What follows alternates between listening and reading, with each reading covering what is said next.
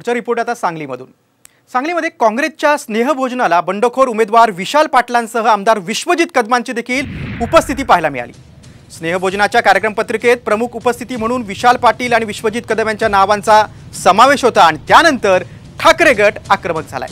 काँग्रेस गद्दार असल्याचा पुरावा स्नेहभोजनातून दिसतोय अशी टीका ठाकरे गटाने केली। तसंच विशाल पाटील आणि पृथ्वीराज पाटलांची काँग्रेसमधून हकालपट्टी न केल्यास विधानसभेला आघाडी राहणार नाही असा इशारा देखील ठाकरे गटाने दिलाय। पाहूया या संदर्भातला एक खास रिपोर्ट। लोकसभेत बंडखोरी, काँग्रेस बैठकीला हजेरी।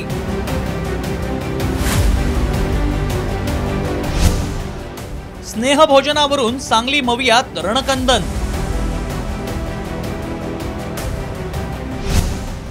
पाटलांच्या हजेरीवर ठाकरे गटाची नाराजी।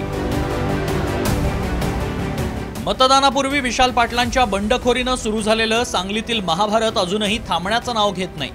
त्यातच सांगलीत काँग्रेसनं लोकसभा निवडणुकीत राबवलेल्या कार्यकर्त्यांसाठी स्नेहभोजनाचं आयोजन केलं होतं।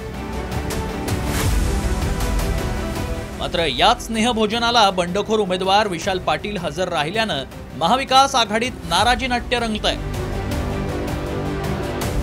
काँग्रेस जिल्हाध्यक्षांवर कारवाई करा, अन्यथा विधानसभेत आघाडी मोडीत काढण्याचा इशारा ठाकरे गटानं दिलाय।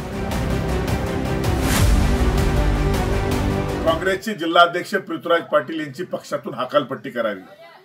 आपण विशाल पाटलांची हकालपट्टी केली नाही याचा अर्थ असा समजायचा का गल्लीपासून दिल्लीपर्यंतची सर्व काँग्रेस ही विशाल पाटलांच्या बरोबर उभी होती?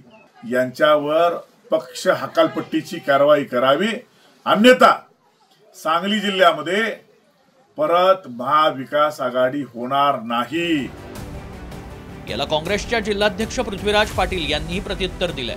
तर शिवसेना नेत्यांनी तक्रार असल्यास आपल्या नेत्यांकडे बंदखोलीत करावी असा टोला लगावलाय।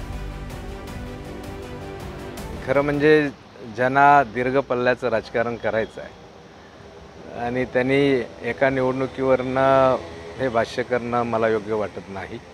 अनेक निवडणुका आता पुढं आहेत। महाविकास आघाडी ही भक्कम राज्यामध्ये आता झालेली आहे। पुन्हा आम्ही एकत्रित निवडणुका लढणार आहोत। त्यामुळे त्यांची काही तक्रार असेल तर बंदखोलीमध्ये त्यांच्या वरिष्ठांकडे त्यांनी करावी। आमचे वरिष्ठ ते वरिष्ठ एकत्र बसतील आणि या संदर्भामध्ये निर्णय घेतील। सांगलीच्या जागेवर ठाकरे गटानं चंद्रहार पाटलांना उमेदवारी दिली होती, पण काँग्रेसचे नेते विशाल पाटील यांनी बंडखोरी करत चंद्रहार पाटील यांच्यापुढे आव्हान उभं केलं।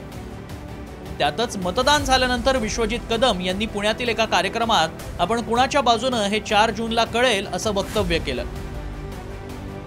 त्यात काँग्रेसच्या स्नेहभोजनाच्या कार्यक्रमाला विशाल पाटील दिसल्यानं सांगली मवियात महाभारत सुरू झालंय। ब्युरो रिपोर्ट, साम टीव्ही न्यूज, मुंबई।